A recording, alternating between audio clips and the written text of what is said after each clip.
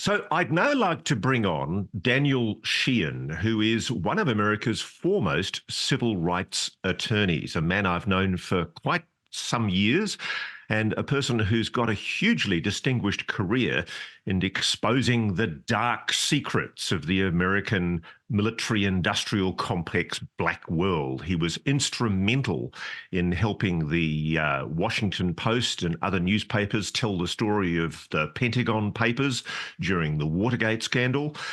He was also a very important figure during the Iran-Contra scandal.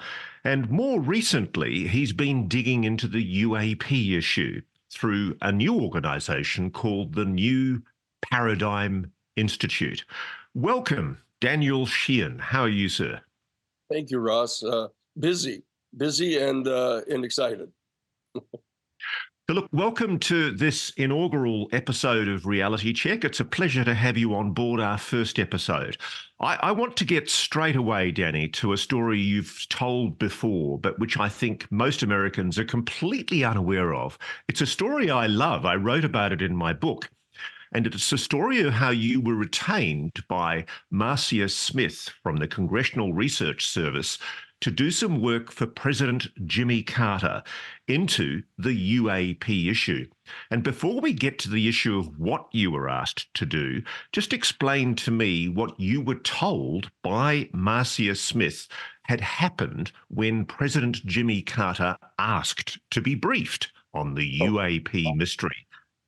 Right. Well, what happened, Ross, is that President Carter was elected like on November 4th of 1976. And right by the 19th of November, even before he'd been sworn in, one of the first things he did is he sent word to have the CIA director come down to Plains, Georgia, to his home and brief him personally at his home about the UFO issue and his potential relationship to any extraterrestrial civilization. It turns out that the CIA director at that time was George H.W. Bush, who was later to become president. But at that time, he had been appointed by the new president, Gerald Ford, who had just taken over from Nixon, having resigned due to the Watergate burglary scandal. And George H.W. Bush refused to give him the information. George Bush told him that as the elected president, he had no reason to know this information. He said that if, in fact, Carter was willing to keep him on as his CIA director, so that he could become permanently the CIA director, that he might be willing to tell him about this. But President Carter did not. And so what President Carter did is instead he contacted the Congress and said, look, the Congress needs to be involved in this. And he asked the Science and Technology Committee of the House of Representatives to contact the Congressional Research Service and to have them produce two major reports for the president. One on the probabilities and likelihood of there being an extraterrestrial civilization. And secondly, whether it might be responsible for at least some of these sightings of the UFOs. And I was contacted by Marcia Smith, who was the director of the Congressional Research Service Science and Technology Division, and asked to become special counsel to that investigation because I was at the Jesuit National Headquarters. I was their general counsel in their social ministry office, which was their public policy office. So can I just take you then very quickly to what happened? I'm going to tell this in a rough, quick form. As I understood it, you insisted on being given access to the hitherto secret unreleased Project Blue Book files. And incredibly, they agreed to do that. You were given access because this was a presidential fiat. And as a result of that, and I took great pleasure the other day, I was walking back from a bar near Congress, and I stood at the Madison building, the very same building where you were given entry before it was even officially opened. Tell me what happened that day when you went to the Madison building in the National Archives. What happened? Well, what happened is Marcia Smith had told me that I had to bring two forms of official photo ID. So I brought my Washington, D.C. driver's license and I brought my passport. And I came to the building. I was surprised that nobody had even occupied the building yet. It was brand new. It had just gotten built. And there were these two suits standing outside of the door waiting for me. They demanded to see both forms of my identification, and I showed them both, and then they showed me in. So I went into the hallway, and they said, go down the hallway to the right, and you'll see an elevator there on the left. And you go down into the basement, and you'll see the place to go. So I went in, I got in the elevator, and I went down. And as I was going down the elevator, on instinct, I just opened up my briefcase and took out a yellow pad and slipped it under my arm, and then closed my briefcase. The elevator arrived in the basement. I got out, and it was dark down there. There weren't lights on, but I could see down the hall. I could see a light coming out of a room, and there were these two other suits, these guys, big kind of husky-looking guys that were there. So I go down the hallway. Both of them demanded to see my two forms of identification. It was sort of like they resented my even being there. But I showed them, and they said, look, leave that briefcase here. You can't take any notes. You can't record anything. But here the stuff is. They brought the stuff for you. And so I put the briefcase down. Yes. So I just want to set the scene for this. This is you, Daniel Sheehan, being given access to the darkest, deepest secrets in the American military-industrial complex. You've asked for and been given access to the UFO files, the secret files of Project Blue Book, the files the government denies exists. What did you find? Well, what I did is I walked in, and I was in this comparatively small room. It was about maybe 20 feet wide and about 12 feet or so deep. And there were these three big cardboard fold-out tables, and they had like shoeboxes, these little light green, kind of government green shoeboxes with the little ties on them. And there was a microfiche machine that was there. And so I sat down, and I took the yellow pad out, and I slid it over behind one of the boxes so that if they looked in, they wouldn't see it.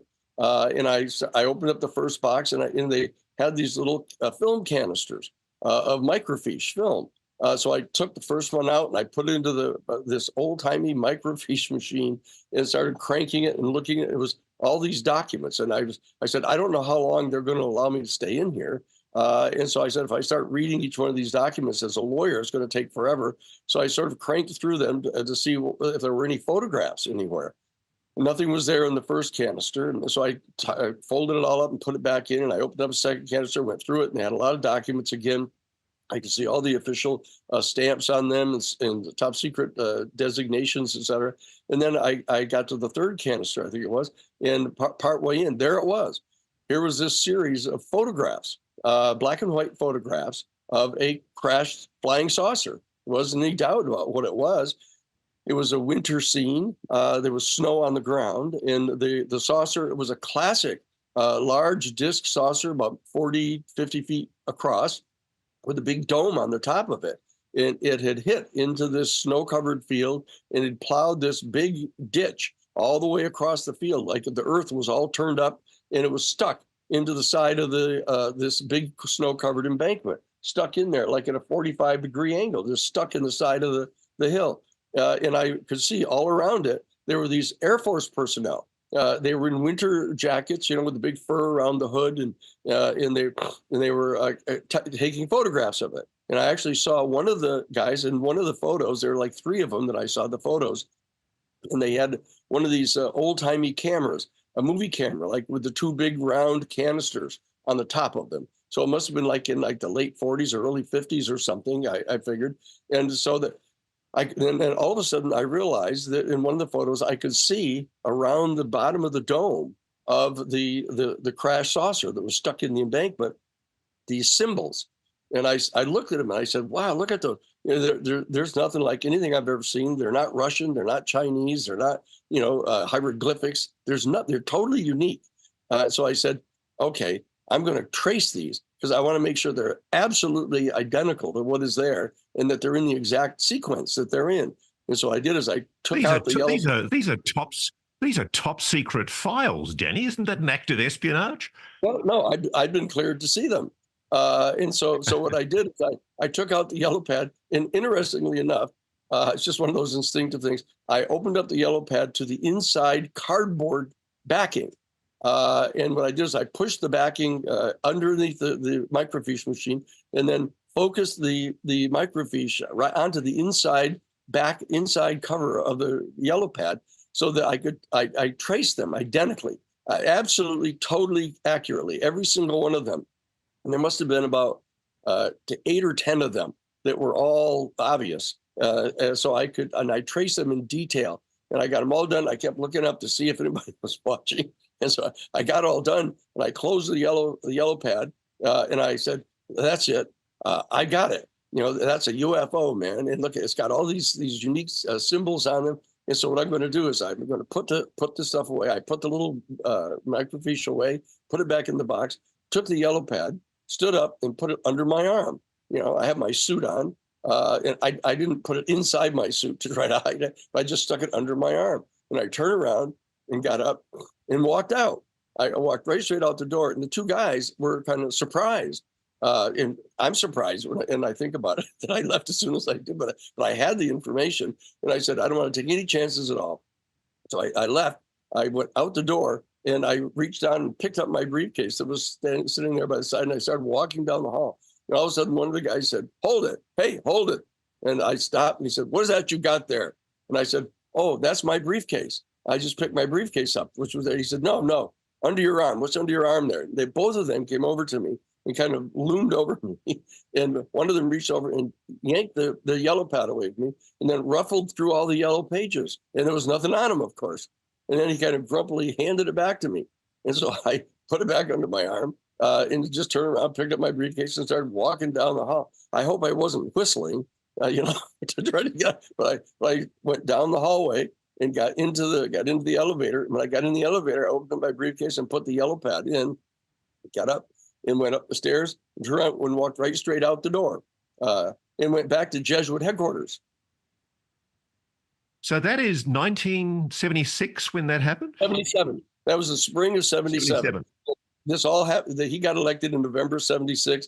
On November 19th is when he confronted Bush and was refused the information. This was like early spring of 1977.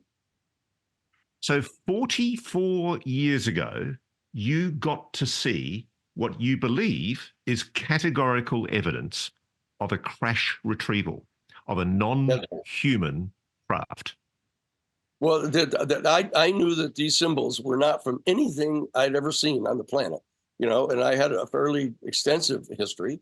But as I say, I knew they weren't Chinese, they weren't Russian, they weren't Hindu, they weren't anything that I'd ever seen. I'd seen a significant amount of things. I studied foreign policy at Harvard College under Henry Kissinger. I studied theology and stuff at the Harvard Divinity School. I'd studied different legal texts. I was, in fact, the legal research assistant for Professor Jerome Cohen, who was the head of the International Law Department at Harvard. So I'd done lots of investigation about Chinese history and Chinese law. Nothing. These symbols were like nothing that I'd ever seen anywhere on Earth. Now, you're very sure it was US